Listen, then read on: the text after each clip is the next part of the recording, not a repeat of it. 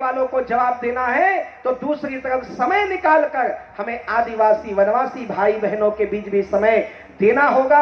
मैंने देखा कि यहाँ तो बहुत प्रकाश है, यहाँ तो इतना हेलोजन जला दिया गया, वहां तो कोई दीप जलाने वाला भी नहीं है, वहां तो हिंदू धर्म का उद्घोष करने वाला भी नहीं है, वहां कोई यात्रा नहीं जाती है, वहां भगवान शंकर का मंदिर नहीं है। अभी एक गांव में गया, एक कलीबा गांव है कुनकुरी क्षेत्र में, तो लोगों ने मुझे आम के बगीचा में बैठाया और हाथ जोड़ के गांव के लोग और कुछ माताएं खड़ी हो गई। उन्होंने बड़े श्रद्धा से कहा कि रामनवमी के दिन पूजा करने हमको 10 किलोमीटर जाना पड़ता है और शिवरात्रि में शिव जी में जल चढ़ाने हमें 5 किलोमीटर जाना पड़ता है। हमने कहा कहीं जाने की जरूरत नहीं है, ये राम की धरती, राम की भूमि है, इसी आम के बगीचा में राम जी का, शंकर जी का मंदिर बनाया जाएगा, वही झंडा लगा के हम आए। आज हमारे हर गली मोहल्ले में मंदिर है तो हम लोग सोचते हैं सब जगह ऐसा है, नहीं। भगवान राम के ये मामा गांव, भगवान राम का ननिहाल छत्तीसगढ़, यहां भी आज ये दुर्दशा है कि 20-20, 25 किलोमीटर में भगवान राम के मंदिर नहीं है। रामनवमी कहां मनाएंगे? और जो लोग राम के वंशज है उनको भटकाया जा रहा है, तुम राम के वंशज नहीं हो, तुम्हें जय श्री राम नहीं कहना है। किसी के गले में क्रॉस पहना दिया जा रहा है, किसी को धर्मांतरित किया जा रहा है, किसी को नाना प्रकार के पंथ का नाम देकर के अपने धर्म से तोड़ा जा रहा है, उनको शिखा सूत्र से, तिलक से वंचित किया जा रहा है। तो ऐसे समय में एक बार पुनः हमें मां कौशल्या के जन्मभूमि के वासी होने का दायित्व निभाना होगा और जो राम से हमारे भाई बहनों को दूर कर रहे हैं उनको पुनः राम से जोड़ने के लिए उन वनवासी क्षेत्रों में भी जाना होगा।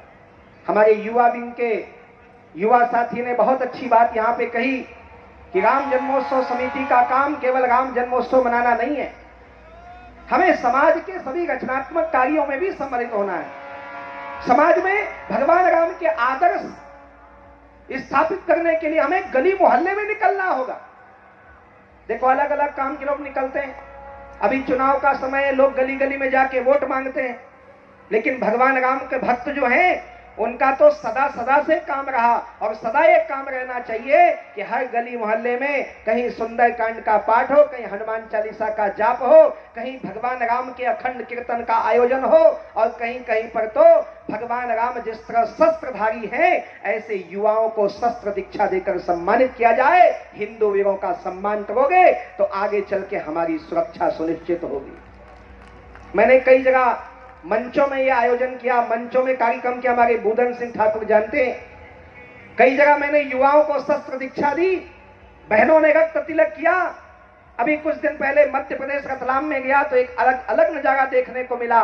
हमने कुछ समाज के हिंदू वीरों को चिन्हित किया जिन्होंने गौ माता के लिए अपना खून बहाया था, जिन्होंने बीमार लोगों के लिए अपना ब्लड डोनेट किया था, जिन लोगों ने लव जिहादियों को ठिकाने लगाया और जिन लोगों ने नाना प्रकार के समाज में उपद्रव करने वाले उपद्रवियों के दिल में दहशत पैदा किया, ऐसे लोगों को चुनकर उस मंच में बुलाया गया।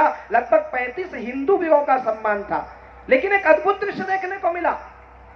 हमारी मातृशक्ति यहाँ उपस्थित है, मैं मातृशक्ति के लिए बात कहने जा रहा हूं। जब उस मंच में पहुंचा और मैंने अपना उद्बोधन दिया और उद्बोधन देने के बाद मैंने आह्वान किया कि उन हिंदू वीरों को मैं आमंत्रित करता हूं, वो आए और उनका बहने रक्त तिलक करें और हम शस्त्र के द्वारा उनको सुसज्जित करें।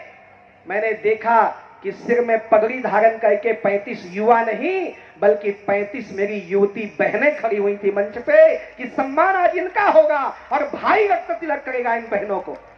जरूरी है क्योंकि नारी शक्ति का ये पर्व है, महाशिवरात्रि, ये नवरात्रि का पर्व, हम शक्ति की उपासना करते हैं, लेकिन हमारे समाज की यदि शक्ति की प्रतीक सोई रहेंगी तो कैसे समाज जगेगा। बहुत दिन पहले एक बार जब इस स्थान पर हजारों की संख्या में, इससे भी कई गुना माताएं आई थी, तब मैंने बहुत सारी बातें कही थी उस समय कि यदि छत्तीसगढ़ की माटी में मातृशक्ति नहीं जागेंगी, ये कौशल्या की जन्मभूमि में भगवान राम के आदर्शों को जन्म देने वाली माताएं नहीं जागेंगी तो फिर कहां से शुरुआत होगा। शुरुआत तो छत्तीसगढ़ की माटी से ही होना चाहिए, क्योंकि विश्व के अंदर यदि कोई देश मां कहलाया जाए तो वह भारत है। तो पूरे भारत के अंदर किसी माटी को मां कहा जाता है तो वो छत्तीसगढ़ महतारी है। ये तो माताओं की धरती है, ये तो मातृशक्ति की धरती है। और वैसे भी भगवान राम से हमारा कोई भगवान का नाता नहीं है। मुझे किसी ने कहा कि भगवान राम को आपके यहाँ बहुत मानते हैं। मैंने कहा भगवान राम को हम नहीं मानते, राम तो हमारे रिश्तेदार हैं, वो तो हमारे घर के हैं, हमारे नाते रिश्ते में आते हैं। वो तो आप लोगों के लिए भगवान होंगे, गुजरात वालों के लिए, पंजाब वालों के लिए, उड़ीसा वालों के लिए, हमारे लिए राम भगवान बाद में, वो तो पहले हमारे भांजा हैं, हमारे तो रिश्तेदार हैं। और केवल रिश्तेदारी यहां तक नहीं कि वो हमारे भांजा हैं, अरे उनका जन्म भी होना था, भगवान राम का जन्म भी होना था। यदि ब्रह्मांड को भगवान राम की प्राप्ति होती है तो उसके लिए इसी छत्तीसगढ़ का एक योगी, एक ऋषि, जिसे श्रृंगी ऋषि कहा जाता है, उनको अयोध्या बुलाया जाता है। श्रृंगी ऋषि ही वशिष्ठ बुलावा और पुत्र काम शुभ यज्ञ करावा, क्योंकि 3 लाख कामधेनु गाय के स्वामी थे श्रृंगी ऋषि। अभी प्रयाग में जब कुंभ हुआ तो वहां पर बहुत से पत्रकारों ने मुझको घेरा, कहा हमने सुना है कि छत्तीसगढ़ की माटी में कौशल्या जन्मभूमि का निर्माण हो रहा है, राम जन्मभूमि का निर्माण क्यों नहीं हो रहा है। एक बहुत बड़ा सम्मेलन हुआ जिसमें लगभग पूरे भारत के सभी जगत गुरु, शंकराचार्य, सभी महामंडलेश्वर उपस्थित थे। वहां छत्तीसगढ़ के प्रतिनिधि के रूप में मुझे बोलने का अवसर मिला, पूरे वर्ल्ड की मीडिया वहां पर थी। तो मैंने वहां पर एक ही बात कहा कि संतों ने, ऋषियों ने, भारत के ऋषियों ने जो भी संकल्प लिया है वो संकल्प सदा पूर्ण हुआ है, लेकिन आज भारत के संतों का संकल्प क्यों पूर्ण नहीं हो रहा, क्यों अयोध्या में भव्य रामलला के मंदिर का निर्माण नहीं हो रहा। यदि इसका कोई कारण है तो उसका एक ही कारण है, शायद हमारे संकल्प को सिद्ध करने वाली गौ माता का साथ हमारे साथ नहीं रहा। इस देश में आज भी गौ माता की हत्या हो रही है, और जहां गौ माता का खून गिरेगा भगवान राम का मंदिर कैसे बनेगा। एक बार छत्तीसगढ़ में कत्ल खाना खोलने का षड्यंत्र किया गया था, बहुत पहले की बात है, और मुझे याद है जय राम जय बलराम का नारा लेकर मैं भी निकला था, पूरे छत्तीसगढ़ में यात्रा निकाली थी और लाखों की संख्या में लोग रायपुर में इकट्ठा हुए थे। याद करिए, एक हुंकार हिंदू समाज की हुई, छत्तीसगढ़ के लोगों ने कहा तो केंद्र की सरकार ने भी घुटना टेक दिया और कत्ल खाना बनने से मना कर दिया कि भाई वहां कत्ल खाना नहीं बन सकता। हम बहुत गौ माता के भक्त बनते हैं, लेकिन देश के अंदर बहुत से प्रदेश हैं, बंगाल की स्थिति खराब है, और भी कई जगह जहां कत्ल खाने हो रहे हैं, जहां गौ माता काटी जा रही है। भगवान राम का जहां जन्म हुआ उन क्षेत्रों में गौ माता की हत्या अभी अभी बंद हुई, नहीं तो कत्ल खाने चलते थे। यदि जब तक गौ माता की हत्या होगी तब तक राम मंदिर के निर्माण का वो स्वप्न जो हमारे महापुरुषों ने देखा और हमारे हृदय में पूर्ण नहीं हो सकता। तो एक संकल्प हमें रामनवमी में यह भी लेना चाहिए कि जिस गौ माता के दूध की आहुति से, गौ माता के खीर से भगवान राम के जन्म का कारण बनता है, और जिस छत्तीसगढ़ ने गौ माता के जन्म, गौ माता का दूध दिया राम के जन्म के लिए, वो छत्तीसगढ़ के लोग एक संकल्प तो ले ही सकते हैं कि वो गौ माता की रक्षा में हम अग्रणी भूमिका निभाएंगे। भगवान राम ने संतों की सुरक्षा की, आज हमारे संत संस्कृति पे भी आघात हो रहा है। मुझे तो बड़ा आश्चर्य होता है जब एक संत को बीच गलियारे पीटा गया, घसीटा गया, जेल में डाल दिया गया, उनके विरोध में बड़ा कार्यक्रम हुआ, मैं भी वहां गया। उत्तर प्रदेश की घटना है, तो मैंने वहां आए हुए पुलिस कर्मियों से पूछा, वहां जो अधिकारी थे उनसे पूछा, एक बात बताओ, इस देश के हर थाने में लिखा रहता है परित्राणाय साधुनाम विनाशाय च दुष्कृताम। हमारे यहाँ पुलिस भी बनाई गई है तो साधु संस्कृति की रक्षा के लिए और आक्रांता दुराचारियों के विनाश के लिए, लेकिन ये कैसे देश की व्यवस्था है कि यहाँ संतों पे आघात किया जा रहा है। हमारी संत संस्कृति के रक्षण की जिम्मेदारी भी हमारी है। हमारी देवी संस्कृति का नाश हो रहा है, हमारे देव मंदिरों पे आघात हो रहा है।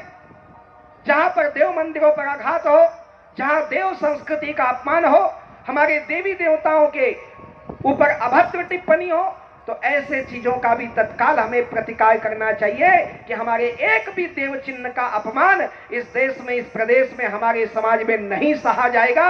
तो ये भगवान राम के संस्कृति का रक्षण होगा, क्योंकि विप्रधेनु सुर और संत, ये चाय के लिए भगवान राम का जन्म हुआ है, और उन्होंने अपने जन्म और अपने कर्म के द्वारा हमें भी यही आदर्श जीने का रास्ता दिखाया कि इन चारों के रक्षण के लिए आप तैयार रहें। ये धरती कोई सामान्य धरती नहीं है। हम बड़े सौभाग्यशाली लोग हैं कि छत्तीसगढ़ की धराधाम में हमारा जन्म हुआ है या यहाँ रहने का सौभाग्य मिला है। भगवान राम से जो रिश्ता रखने वाली धरती है, ये वो धरती है।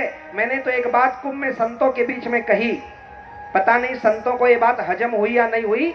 मैंने कहा देखो, यदि भगवान राम का ये मामा गांव है और आप लोग भी छत्तीसगढ़ के यहाँ बैठे, जरा ये बात को ध्यान से सुनना और जहां जाओगे लोगों से पूछना क्या ये बात सच है, और यदि ये सच है तो इस धरती का सम्मान और कितना बढ़ जाएगा। मुझे किसी ने पूछा कि राम जन्मभूमि का निर्माण तो हुआ नहीं, आप कौशल्या जन्मभूमि की बात छत्तीसगढ़ में कर रहे हैं, निर्माण भी शुरू हो गया है। तो मैंने कहा एक बात बताओ, हमारे छत्तीसगढ़ में परंपरा है कि जब बेटी की शादी होती है और उसका पहला प्रसव हो, पहले बच्चे का जन्म हो, तो उसे मायके में बेटी को लाया जाता है और वहीं बालक का जन्म होता है। भगवान राम की मां कौशल्या का ये मायके है। जरा सोचो, राम को जब जन्म लेना था तो ऐसा तो नहीं कि हमारी बेटी कौशल्या छत्तीसगढ़ लाई गई और राम का जन्म कहीं छत्तीसगढ़ में ना हुआ हो। इस बात में भी आपको सोचना चाहिए। ये बहुत पुण्यमयी धरती है और भगवान राम के प्रिय धरती के लोग आपकी तरफ बड़ी आशा से हम संत देखते हैं कि राम के उन आदर्शों के परिपालन में आप आगे रहेंगे और उसी भूमिका को राम जन्मोत्सव समिति निभा रही है, लगातार 34 वर्षों से निभा रही है।